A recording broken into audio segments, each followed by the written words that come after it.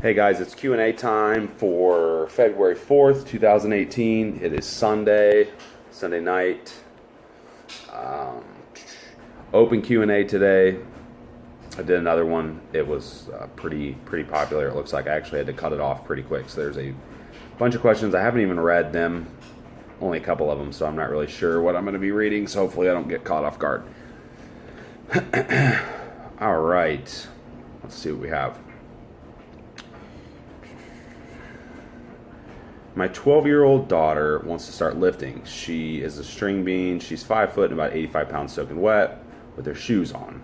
I'm super excited, but where would you start? Total body plyometrics or 225 on squats? Just looking for some ideas to kickstart her. Okay, so she's 12. Sounds like she's probably not really hit a big growth spurt yet, really not had gone through puberty too heavily yet. I mean, some have at that age, some haven't. Probably one of the biggest things when I'm working with, let's say I'm working with an athlete that's around that age, or just a general, client, because I do get some. Biggest thing is just learning how to control their body. I mean, that's kind of first and foremost. Muscle activation, learning the movement patterns, actually how to do things correctly, using the correct muscles, because at that point, the joints are good. They haven't really been beat up. They can kind of just bounce around in the movements. Stuff doesn't have to be right. It's not going to injure them. Probably not going to injure them. So they can get away with a lot. So I mean, to me, like I said, muscle activation, making sure that they can actually feel what they're supposed to feel, learn the lifts, and don't be afraid to let them get stronger. Keep pushing them to get stronger.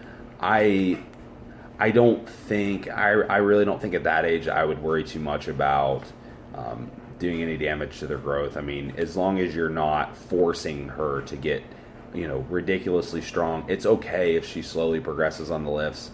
And then obviously the eating is going to be the biggest thing. If she wants to fill out and put on any kind of muscle tone, she's going to need to eat. And the person asking this knows this. I mean, they have a basic understanding of nutrition, I'm sure. For sure. So, they're going to want to eat. For a child, I would say too, obviously protein's a big one.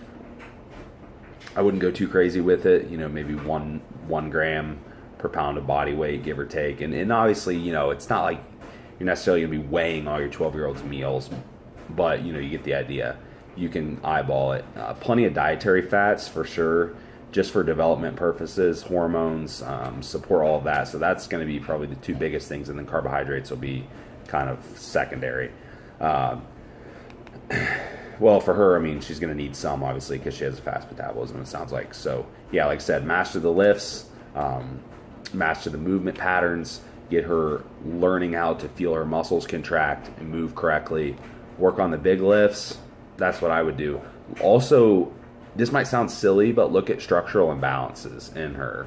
Watch her lifts, and then watch her go through a couple lifts and see, okay, so she's really weak in the glutes and the hamstrings. She uses her quads a lot in the exercises. So kind of show her how to correct those things, because all that stuff is going to be huge later on when she knows how to activate the muscles, and she's really, if she's really wanting to put on more muscle later. Okay, ways to optimize recovery from workouts to facilitate maximum growth.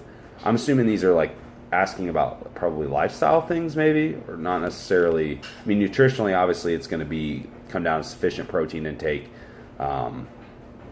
Use things like amino acids during training, EAAs, a lot of other things that we can do as far as supplementation goes to help in that regard.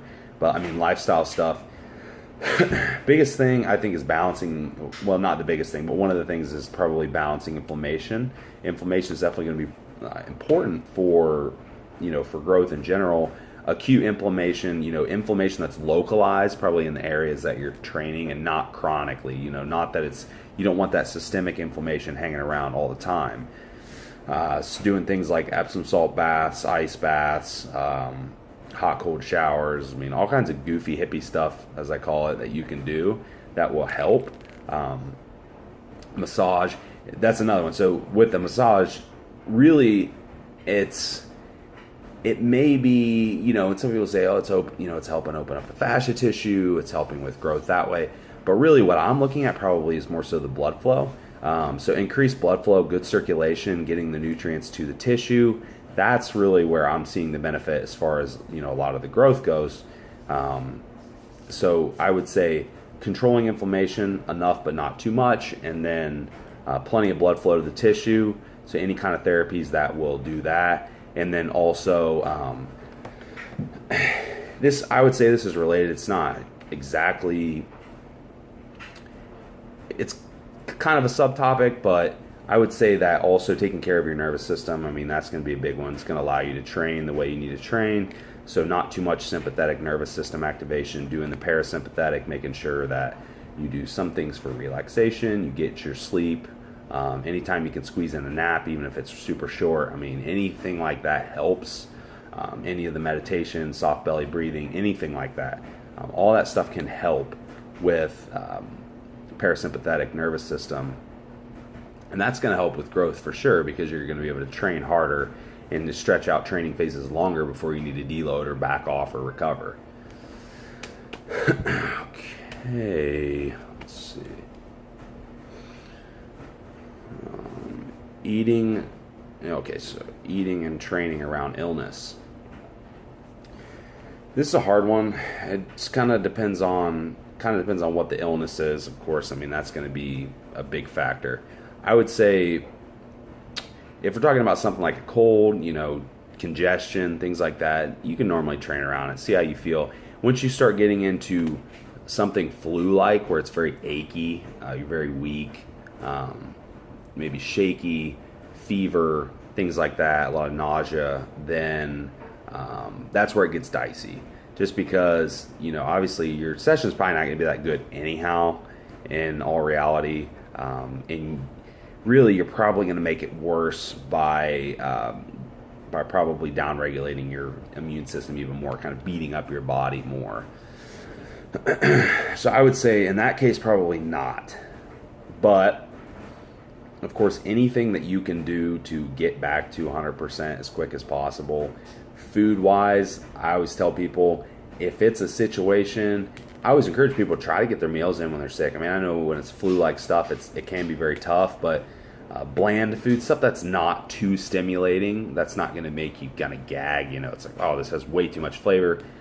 It's disgusting, because you're going to have your taste is going to be completely different at that point when you're sick. So things that you can tolerate taste-wise, stuff that is dense calorically, it's not going to require a ton of volume, so you don't have to sit down and eat like a huge plate of broccoli and steak. It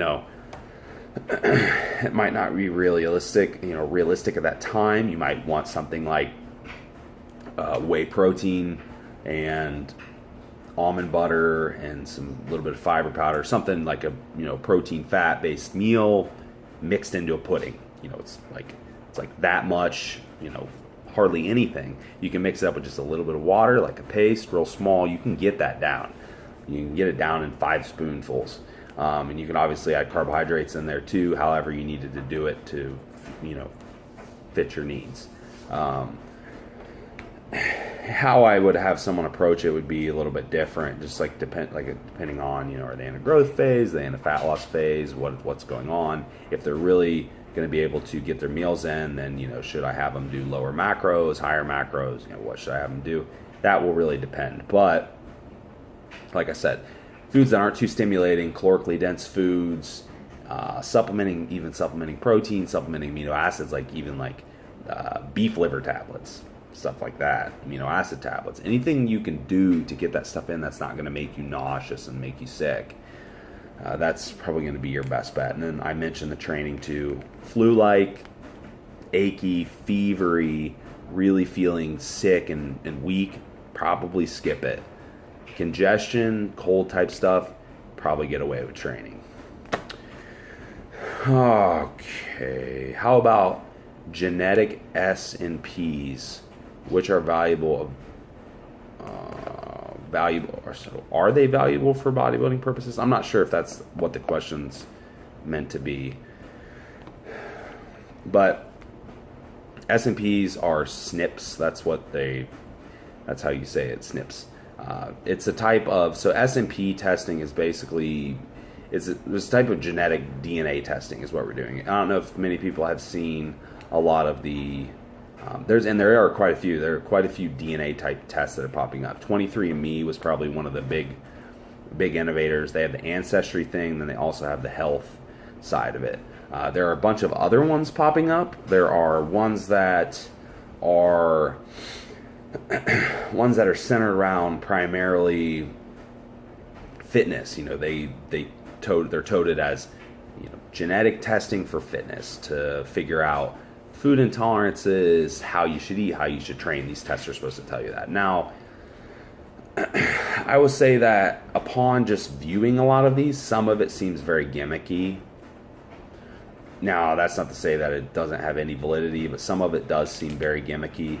I know that in a couple of the studies I've seen, they do have some studies on S&Ps and how they are, like, are they important for genetic testing? Are they kind of a tell-all, or is there more to the story? It seems to me that there's more to the story, that they can tell us certain things. Like, I think these tests are good for maybe genetic predisposition to diseases. I think that they've proven to be relatively useful for that. And that might be something, you want to know, maybe something you don't want to know. So that's, kind of look at it in that way. Not as far as telling you how you're going to eat and train, I'm not totally convinced at this point, though. What I'll say is I do think that in time that we're going to have a little bit more sophisticated testing that's going to tell us those things. I know some people ask me about androgen receptors, so what about hormone metabolism, things like that? Can we see how our hormones are going to be metabolized, and if we have a poor metabolizer or we're a good metabolizer, as far as like response to things, to supplementation? I do think that there going to be some useful testing for that. I know that myself and another guy asked, we actually had looked at, we talked a little bit about some of the testing, and I think it's the 23andMe that actually had some androgen receptor testing. So how accurate that's going to be and what it's going to tell us, I would be curious to see. So with this person in particular, we theorize that they're just a very poor metabolizer compared to many others. So I would be curious to actually see if that's what the test says, if it gives us that kind of information. But like I said, I'm not totally convinced that's going to be the cure-all for nutrition and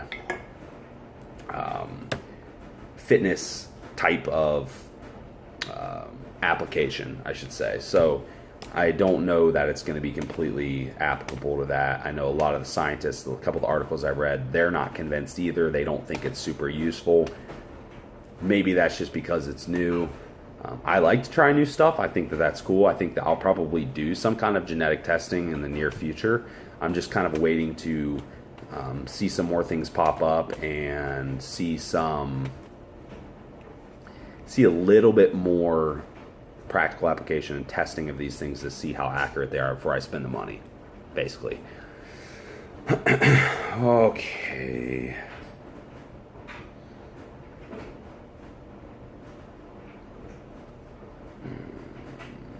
Okay, a training question. So Dr. Mike, levels off training programming, intricacy versus purely instinctual training. Assuming both are training with 12 plus sets per body part per week and sufficient intensity, how much measurable difference do you see present between the two? Are you a fan of staggering movements between other movements on training days? Example, submax set of squats between each set of lower body day. Oh, okay. Okay, so that's 2 questions then. So, assuming both are training 12 plus sets per body part per week and sufficient intensity, how much measurable difference? Okay, so I think that instinctual is going to be this. Okay, I think this probably is going to depend on the experience of the person, how objective they can be with themselves, with their recovery, with their training. I would definitely probably lean more towards the instinctual part of it with the other person, with a person that's a little more experienced. Using, you could say instinctual could be something as simple as using RPEs on the training versus using set loads or percentages. Well, because a percentage is fixed and RP is not. I mean, what RP is fixed, but it's not. It's going to vary depending on how you feel, how you perceive that exertion for the day. So I would probably lean a little more towards instinctual, but again, it's going to depend on how, how the person, how good they are at reading that feedback. How much difference is that going to make? I would say the biggest difference would just be whether or not the person's going to overtrain or not. If you are set on if the program is set, then most people are going to do the program no matter what, no matter how they feel, they're going to try to do it. That may not be good for that day. They might end up overtraining quicker, or they might just not get as much out of training because the percentages are too low or the program's too easy. So to me, the more I can have someone train instinctually and use things like RPEs and other biofeedback markers and stuff that's not completely 100% set in stone, then the better off they're going to be. I'm not even sure that answers the question, but I think it does. Are you a fan of staggering movements between other movements on training days? Submax set of calf raises between each set on lower body days. So, I mean, you could do this if you wanted. I don't think it's going to be a big deal. I mean, I wouldn't want the submaximal set to cut into the recovery of the bigger set. So part of it can depend on, okay, what's your, how hard are you pushing this big set, your max set? Are you doing squats? Are you squatting an RP of 9? Pretty tough set. I mean, that's a tough set. You do a few of those. I mean, you're going to be hurting. I don't really want to do calf raises in between those, to be completely honest. I'm just going to not want to move. I would say probably not. Because I try to get people to get away from rushing too much through training or not getting maximal recovery between sets. I don't think it's necessary to sit around for 10 minutes, but I do think that there is a benefit in being fully recovered set to set. And I do think that, I do have people train that way. I mean, that's what I would prefer. Like I said, I'm not really a fan of having anyone do anything in between sets unless it's a superset, unless it's set that way. So probably not. Okay. Best tips for traveling, food prep, training, maximizing gym time, around workout vacation, how to minimize damage eating out, what supplements may raise a concern when going through security. Oh, okay. Okay, so what people do on their vacations or when they're out of town, it depends on their goals, depends on the person, depends on what they can handle mentally. I have people that are 100% on plan. They just bring all their shit with them. They have everything packed. They're ready to go. They have their gym scoped out. Maybe they have their grocery store scoped out. Whatever. They do it. That's great. Me personally, I'm okay with doing that for myself as well. But not everyone's really going to be on that level. I'm not going to force someone to do that. What I do is I will tell them this is, I've talked about this before too. This is the best case scenario. If you do this, this, and this, it's going to give you the best outcome. It's going to give you the least amount of damage on your trip. It's not going to offset your progress. But if you do this, you might backtrack some. If you're okay with that, then we can do that. I'm just telling you that, it's not going to be, it's not going to be 100% beneficial. I don't want you to get upset with me when you return that we're back, set back a month or a week or whatever. So that's kind of on them. But food prep, if you're driving, it's easy. You can prep as much ahead as you want, whatever. If you're flying, I'm assuming you said going through security, so flying.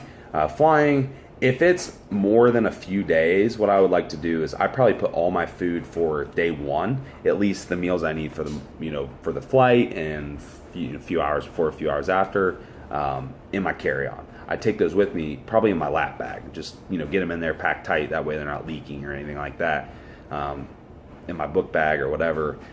And then I put the rest of my carry-on or in my check bags. And if it's going to be more than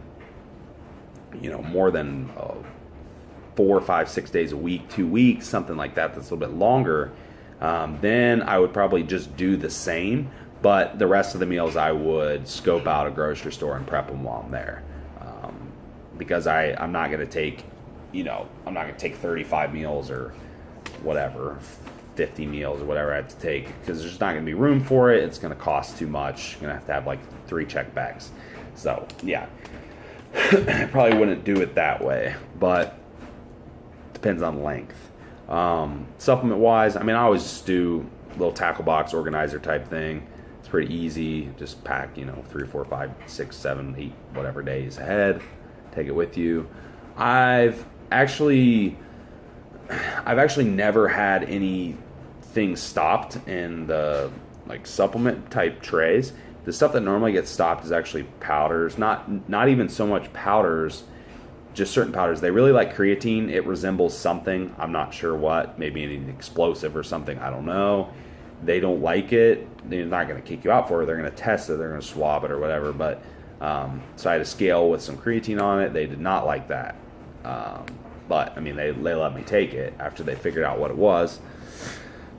So, if you're not taking anything illegal through there, they're just not going to take anything from you, other than unless it breaks the rules. You can't take a whole jar of nut butter. It's liquid. They will take it. But supplement wise, they're not going to take anything from you. You might get pulled over to the side. I get pulled over to the side damn near every time I fly. They always are looking at something. I'm like, okay, what is it? What do you need? What do you need me to do? What's in my bag? Blah, blah, blah, blah. And they look at it. I'm good to go. That's it. So, yeah, it's kind of a hassle, but it's not, it is what it is. Maximizing gym time. I should have said that too. So, normally what I suggest to people too is if they're going on a vacation or some kind of business trip, or they have stuff going on during the day while they're gone, get up, suck it up, train. Get up and train in the morning. If you're going to get your sessions in, get them done early. It doesn't have to cut into your time with other people. It doesn't have to cut into your business time. It doesn't have to cut into any of that. So if that's a concern, get up, get your workouts done, get it out of the way for the day, and be done with it. That would be my suggestion as far as training goes. All right. One more. Running a little long today. That's okay, though. So, copy what I've suggested under the last Q&A. So, hunger management, life hacks, diet manipulations, useful drugs, and everything apart from hard will to deal with it during fat loss. So, things for appetite suppression, what have you. Okay, so easy one's fluid. Drink plenty of fluid. That's an easy one. Volume of food. That's an easy one, obviously, without interrupting your digestion. I like, anything with flavor, flavored liquids, stuff that's carbonated works well, whether it's like flavored waters or carbonated or diet soda or whatever. Coffee works good.